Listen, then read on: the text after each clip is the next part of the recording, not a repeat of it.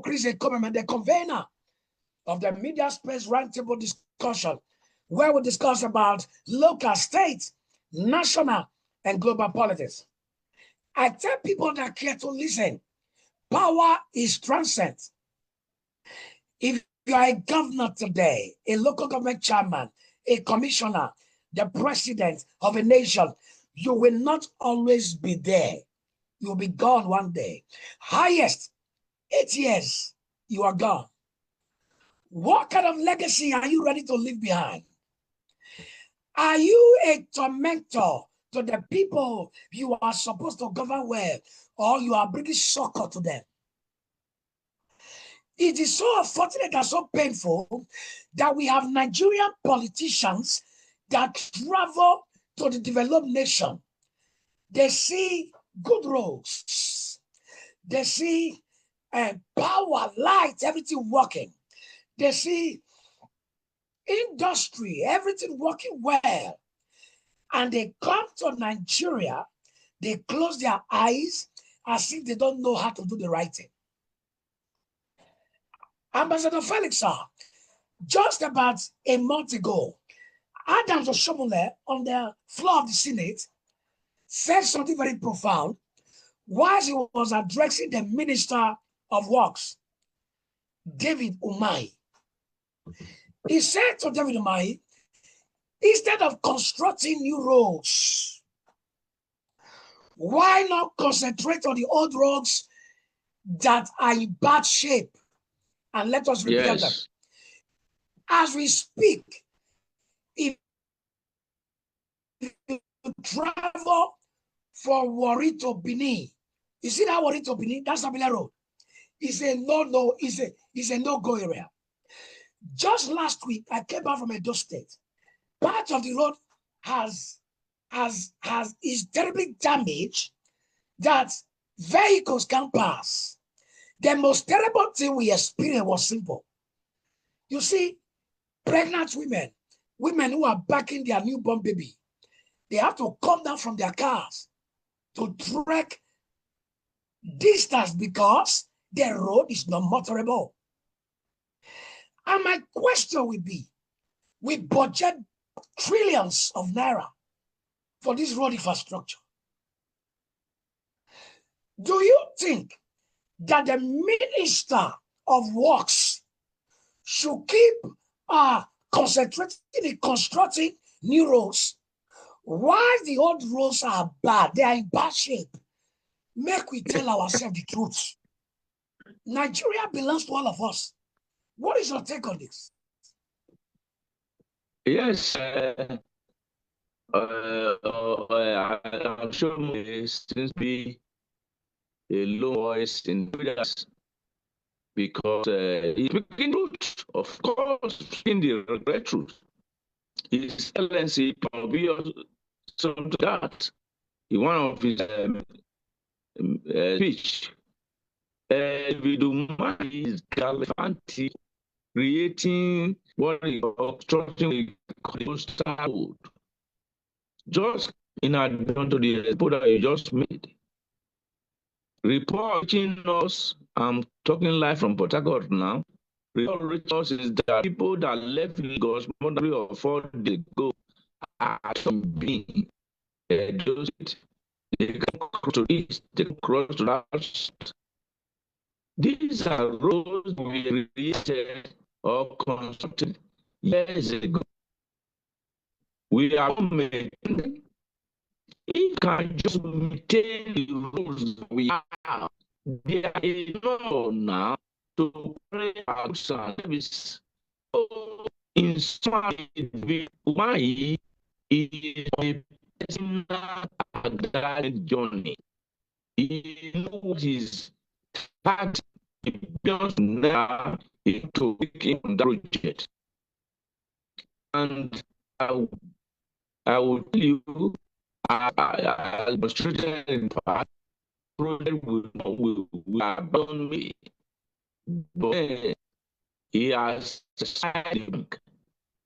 So the truth is that Nigerians, the Nigerian scholars, they become a pain. to all of us. You cannot travel really across many modes today. Even in the seas, you need barrows everywhere, travels and become united. Instead of the government minister of whatever is put on the mind to concentrate on filling the dilapidated federal roads, is controlling Europe, and if our runs to hundreds of billions or if not billions of naira. So, my brother, that is my ambition. That everybody in Nigeria know the right people in power. They want to do the right.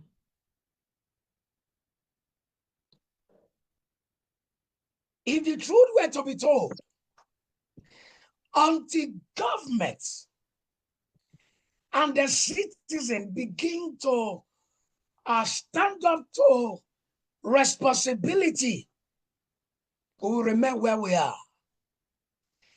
It is the duty of the citizens to hold government accountable, because the resources belongs to all of us. Is the commonwealth of the nation. In other words, the government, the president, the commissioners, the ministers, they are just holding it for us. They are holding power for us. We should be able to hold them accountable and hold them responsible. If you travel across the length and breadth of this nation, you will see that our roads are really, really, really bad.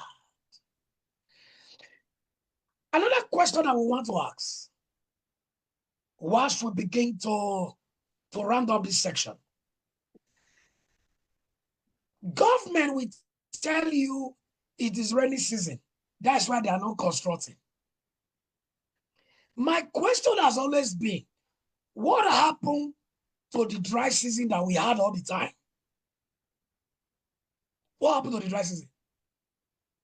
If you go to developed nation, both dry season and rainy season, night and day, they are working. They are constructing roads. Do you think that the government is right to come up with these excuses? It's because of rainy season. That's why we are not on site for now. What happened to dry season, sir? Talk to us. The question, you see, the sincerity of purpose that has been the like I said, government officials in something, they are considered as matters. They are to have matter relationship. And citizens are supposed to be the master of governments. Now, those are excuses, simple excuses, as a way of explaining inefficiency, fraudulent activity, if I may start.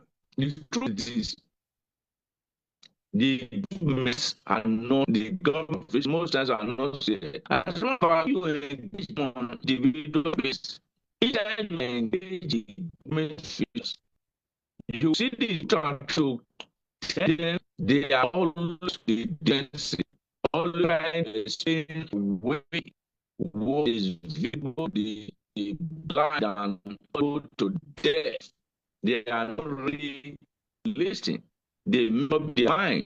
So when we talk of construction and the construction of the type of constitutional structure, there is a wide latitude of time in Nigeria. They just don't want to do the right thing. That is the truth. So the design is in the states, these communals or work trans or whatever they are, and others that involve construction of projects, they are full of excuses. They are full of excuses. They just do the thing. Nigerians are the most people I know all over the world. Nigerians are understanding, and understanding has been taken advantage of by to some extent. They are beginning to abuse. Nigerians have been abused by government ineptitude and sincerity and administration. We are not hypocrites. In that area, we are all not that we are not making progress. We made better steps. As democracy sound the progress, as institutions sound the progress from every individual. There are great limits from private individuals and private there are set bounds make man all over the board. But as far as government is concerned in Nigeria, it is that from very long time, the government has failed. So why can have this desire as far as government is concerned? If you're just joining us, my special guest is no other person than Reverend Dr. Ambassador Felix Obaze. And the topic we're discussing today is simple: the state of the nation. Next Sunday, you are putting you I have know online is wrong. I know. Okay. I am about to announce my next Sunday program. That's what I'm about to announce. You know, we're about to round on the show. Yes. Facebook friends, thank you for always joining us. Every Sunday in, Sunday out. Next Sunday, on the 6th of September, 2026, be my guest, 3 p.m. Nigerian time. We're going to be discussing what is the role of the diaspora in Nigeria's politics and economic development. A case study of Edo State and other states of the Federation. My guest is no other person than Chief Tony Negro Enambo, Esquire, a London-based businessman. He's the APC Apex leader UK and Europe. You can't afford to mix this show. All the way from the UK is going to be joining us. You want to partner with us to join us in what we're doing? Reach out to me, Honorable Chris Ekomeme, on our phone number 080 33 40 1533. For those of you around the world, +234 80 33 40 1533. You want to partner with us? Send your donations and see how we make this program to be running. Sunday in, Sunday out. Our Zoom subscription, publicity materials, and all of that. You are sure going to be glad. Just like I said before, today, it has been a fantastic moment with my guests, Honorable Dr. Let me add honorable to his name because he's equal to the task. A security expert, the CEO of FuelNet Security, Nigeria Limited. He is also the National Vice President, Association of Licensed Private Security Practitioners of Nigeria. He is also the Zonal Vice President, Nigeria Association of Medios Enterprise, NESMA, South Zone. He is also the National Chairman POPSG is also past assistant regional president, international past chapters chairman. You know, see the title many. He's not just a man that has title. He's a man that believes in doing the right thing at the right time. My question would be, before we begin to round up, on a scale of 1 to 100, how will you score the government of President Bola Ahmed Tinubu in the way he has performed so far? Talk to us. Okay. Thank you, Honorable Chris. You see, there are indices that you use to score government all over the world. How did the government perform, even in the task that they set for itself? President Tinubu said during his campaign, for example, that if you did not enjoy 24 hours light, don't vote for me again if I don't give you light. That you will have 24 hours light, you will not be paying for estimated billing. That's what he told Nigerians. So in that area, for example, in the area of power, the availability of power during his tenure has degenerated.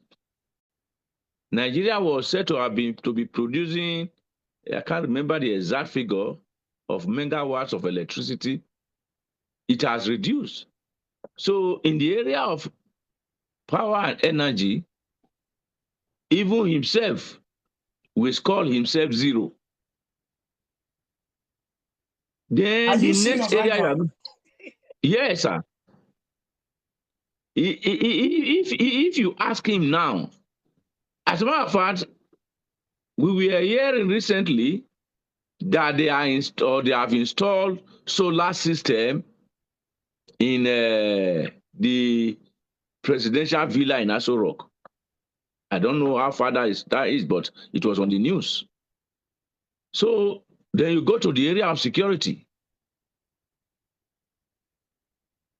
Most of the states in Nigeria today, insecurity is massive. Then you go to the area of economy.